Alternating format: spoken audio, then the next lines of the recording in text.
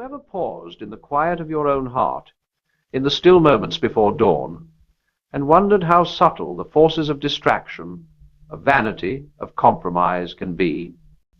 They do not always announce themselves with thunder or flash. Sometimes they slip in like shadows along the edges of consciousness, small, seemingly harmless, yet capable of bending the mind, clouding the heart, and shaping the soul in ways that endure far longer than any fleeting fashion. And so the world tells you of appearances, of beauty, of style, of identity, while the spirit quietly is shaped, influenced, manipulated, and in many ways enslaved. The 5 hairstyles Christians must never wear, taken literally, absurd perhaps, but in truth they are symbolic. A mirror held up to the soul, a warning that the demonic is often subtle, that seduction is not always loud, and that the corruption of the heart begins with what you allow yourself to embrace without reflection, without discernment, without awareness of the forces that move unseen. The first hairstyle, if it is to be named, is the hairstyle of vanity, the obsession with self-image that places approval above principle, appearance above integrity, fashion above conscience.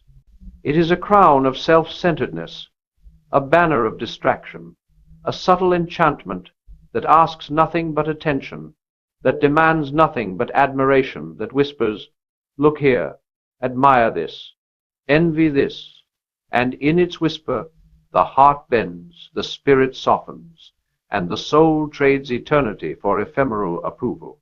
And you, standing before the mirror of your own reflection, must ask yourself, do I cultivate my life, or merely my image? Do I invest in substance or in spectacle? For what is beauty if it masks compromise, elegance if it conceals distraction, style if it conceals the erosion of virtue? The second hairstyle is that of conformity, without discernment, the subtle mimicry of what is popular, what is admired, what is applauded by the masses. It is the surrender of individuality to the tides of society, the relinquishing of judgment in favor of acceptance, the quiet exchange of conscience for convenience. And while it may seem harmless, the soul that follows blindly is the soul that drifts, that allows the external world to dictate value, that mistakes fleeting trends for eternal truths, and thus falls prey to forces far more insidious than any passing fashion. God cannot save the one who refuses to see the difference between what is fleeting and what endures, between what is external and what is internal, between the applause of the world and the approval of conscience. The third hairstyle is that of pride, the extravagant, the ostentatious, the deliberately provocative. It is not merely hair, but the posture of a soul that seeks to dominate, to impress, to influence, to command attention at the cost of humility.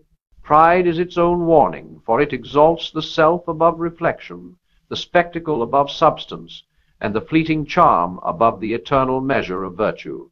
Those who wear it unknowingly step into bondage, for vanity is a subtle chain, and the gaze of others, once craved, becomes the master, shaping choices, bending the spirit, and ultimately eroding the freedom to act with courage, wisdom, and moral clarity.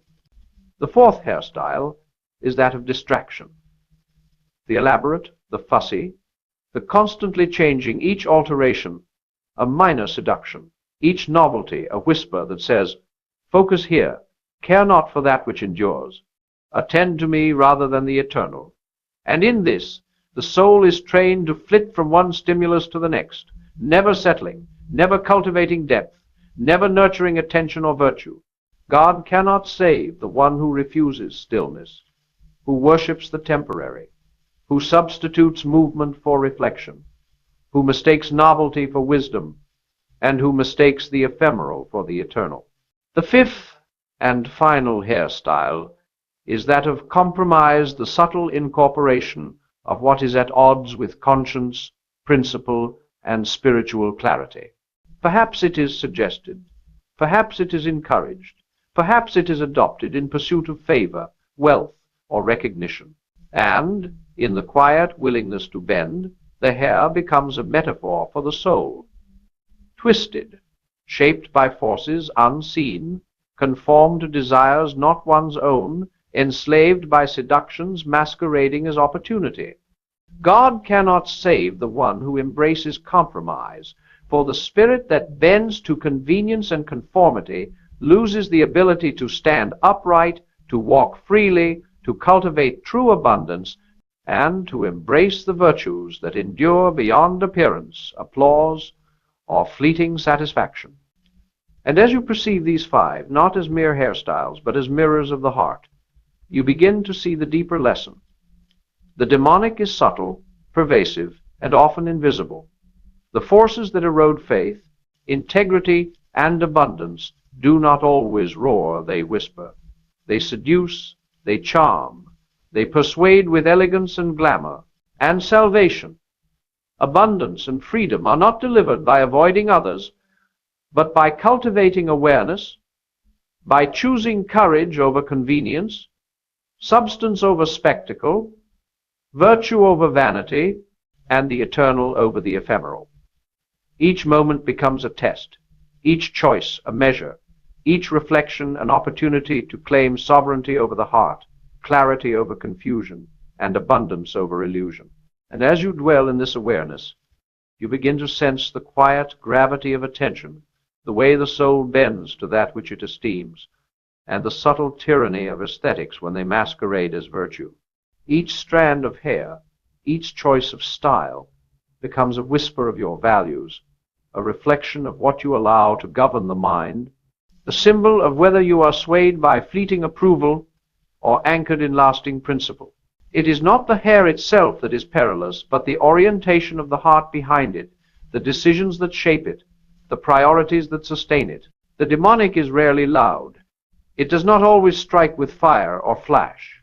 It infiltrates, insinuates, tempts subtly, and persuades the unwary to surrender not their faith, but the integrity of their attention, the sovereignty of their judgment, and the cultivation of that which endures. And here lies the subtle alchemy of discernment, the capacity to perceive the ephemeral versus the eternal, the superficial versus the substantial, the seductive versus the sacred. Each of the five hairstyles is but a mirror, reflecting tendencies long tolerated within the heart. Vanity, conformity, pride, distraction, compromise. To see them is to awaken, to notice the ways in which one's own spirit has been shaped unconsciously by the currents of desire, by the allure of approval, by the whispers of convenience. And in this awakening there is a profound opportunity not to condemn others, not to panic at appearances, but to claim the interior authority that allows the soul to act rightly, to cultivate virtue, to discern truth, and to walk through the world unensnared by the subtle charms that entice the mind and displace the spirit. And as this clarity emerges, the heart experiences the strange liberation that comes with vigilance. The need for approval softens, the obsession with novelty fades, the fear of standing apart diminishes, and the soul begins to cultivate its own sovereignty. Each choice of simplicity over spectacle, of integrity over conformity, of humility over pride, becomes a brick in the foundation of moral strength, a thread woven into the tapestry of enduring abundance, a light cast into the shadows that once beckoned seduction and distraction. The five hairstyles, once symbols of danger, become markers of reflection, reminders that every external choice is an internal test, and that the cultivation of awareness, courage, and virtue is the only path to freedom, clarity, and true abundance. And slowly, imperceptibly, yet inexorably, the soul awakens to its own power, the capacity to resist subtle seductions, the ability to perceive illusion, the courage to choose principle over approval, substance over spectacle, the eternal over the ephemeral. The demonic, which once seemed to have sway, loses its grip, not because it is destroyed, but because it is seen clearly, recognized fully, and refused consciously. Salvation, abundance, and freedom are not delivered to passive hearts. They are claimed by those who act with attention, who choose with courage, and who cultivate virtue deliberately, patiently, and unflinchingly. And in this claiming, the soul begins to experience wealth beyond measure, clarity of thought, purity of heart, courage of spirit, and abundance that cannot be stolen, diminished, or distracted. And now you perceive the ultimate lesson. The external forms, the hairstyles, the appearances, the fashions, are never the true peril. They are but symbols, reflections, signposts, pointing to what must be cultivated within: discernment, integrity, vigilance, courage, and a devotion to that which endures beyond admiration, beyond applause, beyond fleeting desire. To embrace these virtues is to walk in freedom. To practice them daily is to cultivate abundance. To resist seduction is to safeguard the soul. The hair, the appearance, the external form, they are powerless unless the heart consents to be swayed. And the awakened soul, sovereign and attentive, is impervious, luminous, and free. And as the soul awakens to this subtle truth, you begin to notice the power of choice in every moment. Each decision, each act of reflection, each small refusal to yield to vanity or distraction becomes a quiet victory, a declaration of sovereignty over the self, a reclamation of freedom that no external fashion, no fleeting trend, no seductive appearance can touch. The demonic, which once seemed to prowl unseen, now loses authority, for its dominion relies entirely on consent.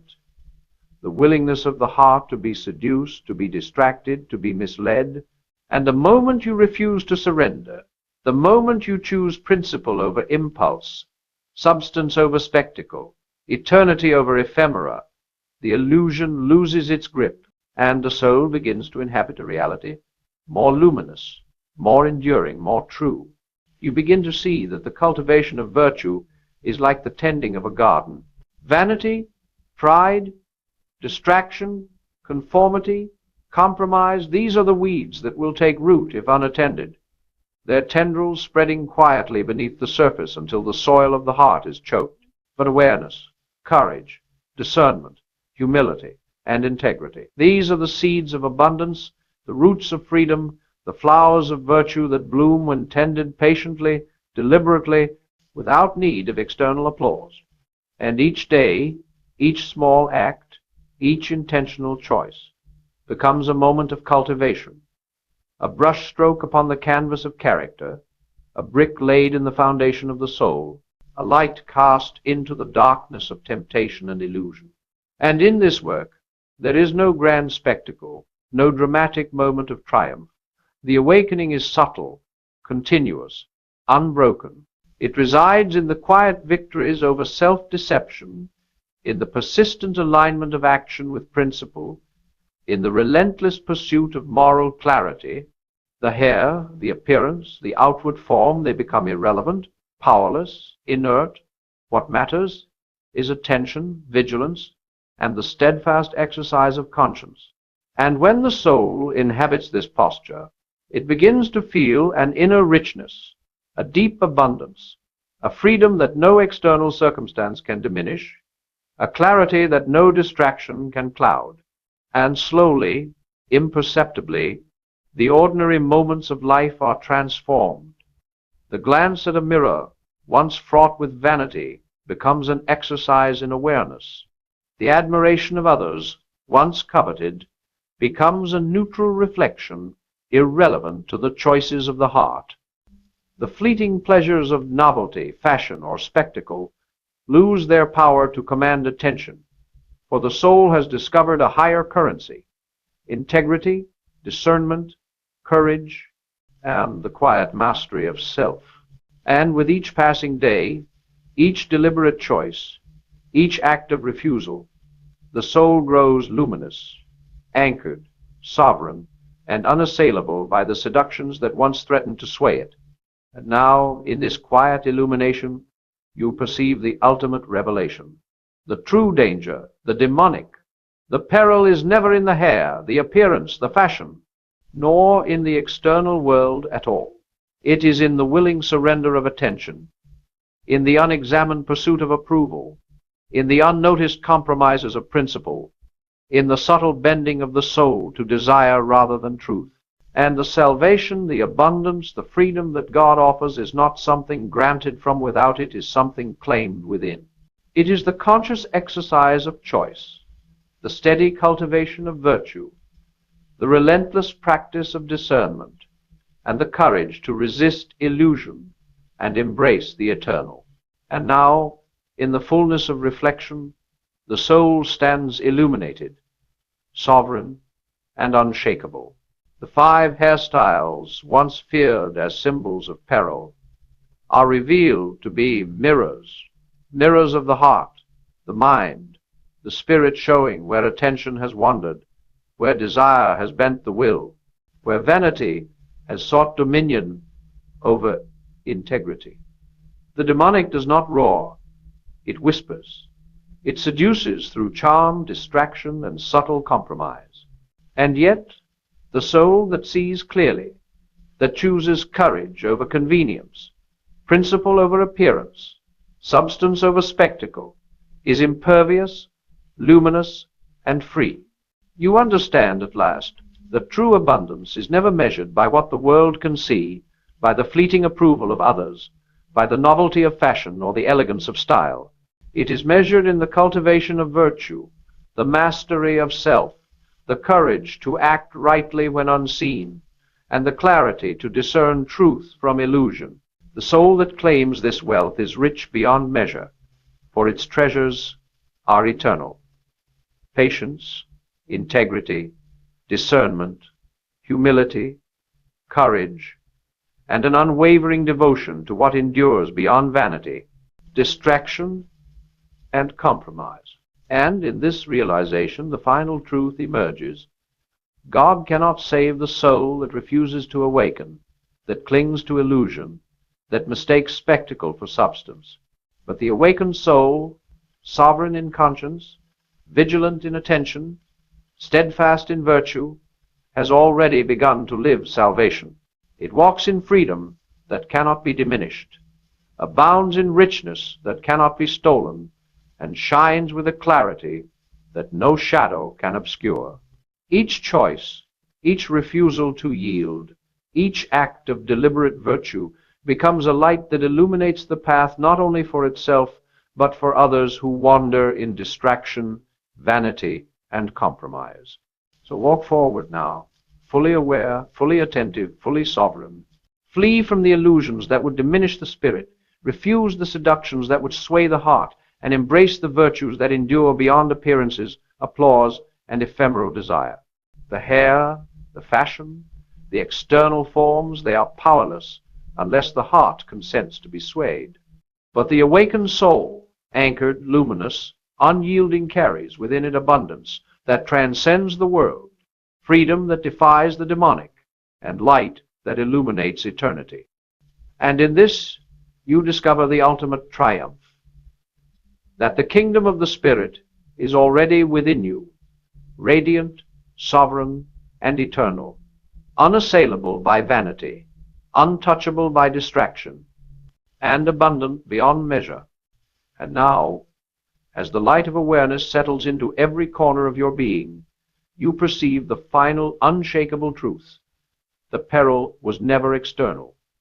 The allure, the charm, the whispers of vanity and distraction, the fleeting applause of the world, these were but shadows, projections of the choices you have yet to master, the compromises you have yet to confront, the attentions you have yet to claim for what endures. God cannot save what refuses to awaken, what clings to illusion, what mistakes spectacle for substance, vanity for virtue, and convenience for courage. But the awakened soul, the one that sees clearly, chooses courage over comfort, principle over approval, and substance over appearance. is already living salvation. It is already abundant. It is already free. And in this realization, a profound peace washes over the spirit, a serenity born not of avoidance, but of mastery, not of indulgence, but of discipline, not of fleeing, but of steadfastness. Each act of virtue, each refusal to yield to distraction, each deliberate alignment of thought, word, and deed with conscience and truth becomes a luminous thread weaving the fabric of a life both rich and eternal. The 5 hairstyles, the symbols of temptation and seduction, now lie powerless, irrelevant, mere reflections of the patterns you have chosen to rise above, mere markers of the vigilance and discernment that define a soul that refuses to be enslaved by vanity, pride, fear, or compromise. And as this truth anchors itself, you feel the weight of eternity, not as a burden, but as liberation, the gravity of responsibility, not as oppression, but as empowerment. You walk through the world with awareness sharpened, attention disciplined, conscience fortified, and spirit illuminated. Every glance at the mirror becomes a reminder, every choice a testament, every day an opportunity to live deliberately, to cultivate abundance, to practice courage, and to honor virtue. You understand now that freedom is not given, it is claimed. Wealth is not possessed, it is cultivated. Salvation is not a gift granted to the unawakened. It is realized by the vigilant, by the discerning, by the soul that refuses compromise and embraces the eternal. So rise fully awake, fully sovereign, fully alive. Let the whispers of distraction, the charms of vanity, the fleeting applause of the world, the subtle seductions of compromise, and the allure of the ephemeral pass through you without dominion. Hold fast to what endures: clarity, courage, integrity, discernment, humility, and love. Let these be the crowns you wear, the beauty that endures, the wealth that cannot be stolen, and the freedom that cannot be bound. And in this steadfastness, in this unwavering cultivation of virtue and truth, the soul stands luminous, sovereign, and eternal, rich beyond measure, free beyond imagination, and radiant beyond any shadow that the world or the demonic can cast. And so you are awakened, not by fear, not by warning, not by spectacle, but by recognition. Recognition that the power was within you all along, that the treasures you sought in the world were already present in the cultivation of your heart, your mind, your spirit, and that the kingdom of abundance, integrity, and freedom is and always has been yours to claim. Walk now in this knowing, and let the light of your awakened soul illuminate the path for yourself and for all who wander, yet seek, yet long, yet hope for truth.